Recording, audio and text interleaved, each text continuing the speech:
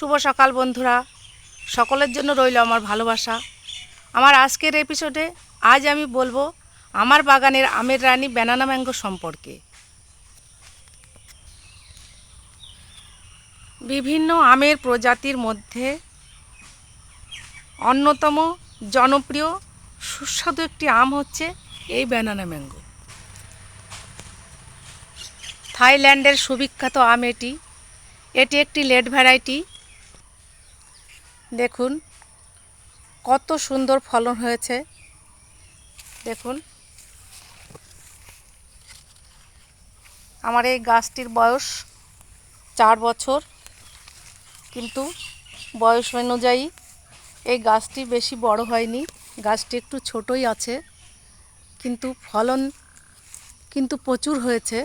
দেখুন বন্ধুরা কত আম ধরেছে, শুধু আম আর আম। দেখুন কত আম। এই আম কিন্তু এখনও বড় হবে, এখনও বড় হয়নি, আরও অনেক বড় হবে। 350 থেকে 400 গ্রাম হয় একটি আম। আর এই আমগুলো পাকলে একদম হলুদ রঙের হয়, ঠিক যেন পাকা কলা। যেহেতু এর গঠনটা কলার মতো আর হলুদও কালার হয়, তাই তো পাকা কলার মতোই দেখতে হয়। ব্যানানা ম্যাঙ্গো নামকরণে সার্থক হয়েছে। দেখুন আমার গাছটা অনেকটাই ছোট। দেখুন আমগুলো একদম মাটি পর্যন্ত পৌঁছে গেছে। দেখুন বন্ধুরা, আমাকে খুঁটি পুঁতে এর মাচা করে দিতে হবে, তা নাহলে আমগুলো যখন বড় হবে তখন মাটিতে ছুঁয়ে যাবে, আর মাটিতে ছুঁয়ে গেলে আম নষ্ট হয়ে যায়। দেখুন কত সুন্দর ফলন হয়েছে। দেখুন বন্ধুরা,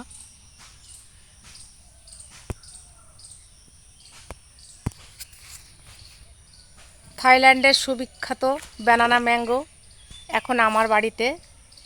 আমি প্রত্যেক বছরই ফল পাই। এই 4 বছর গাছটির বয়স। স্বাদে গন্ধে অতুলনীয় আঁশবিহীন এই আমটি। এর আটিটি খুবই পাতলা, ব্লেডের মতো হয়।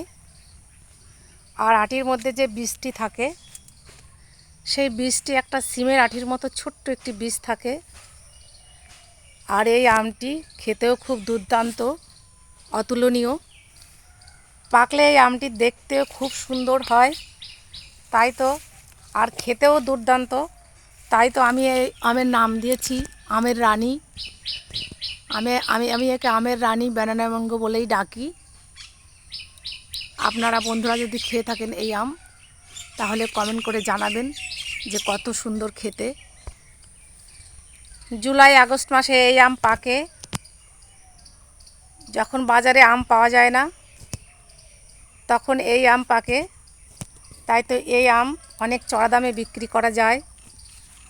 চাষি বন্ধুরা যদি এই ব্যানানা ম্যাঙ্গোর বাগান করেন, তাহলে এই ব্যানানা ম্যাঙ্গো চাষি বন্ধুদের আশীর্বাদ হয়ে আসবে, এটা আমার বিশ্বাস।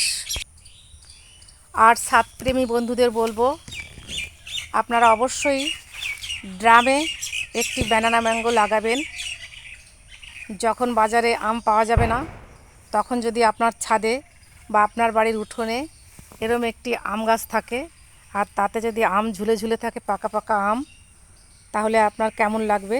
নিশ্চয়ই খুবই ভালো লাগবে।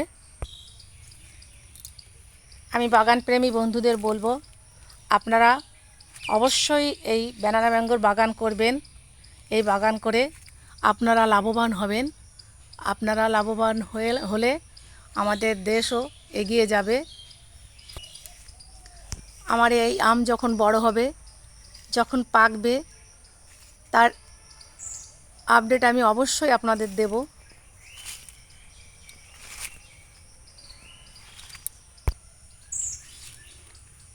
আমি আমার বাগানে সার রাসায়নিক সার প্রয়োগ করি না, গোবর সার দিই শুধুমাত্র, আর মাঝে মধ্যে জল দিই। তাতেই আমার গাছে দেখুন কত সুন্দর ফলন হয়েছে। সবশেষে বলবো, গাছ আমাদের বন্ধু। বেশি বেশি করে গাছ লাগান, পরিবেশকে সুস্থ রাখুন, নিজেরাও সুস্থ থাকুন। আগামীতে আসবো আরও একটি নতুন ভিডিও নিয়ে। ততদিন বন্ধুরা আপনারা সবাই ভালো থাকুন, সুস্থ থাকুন। নমস্কার।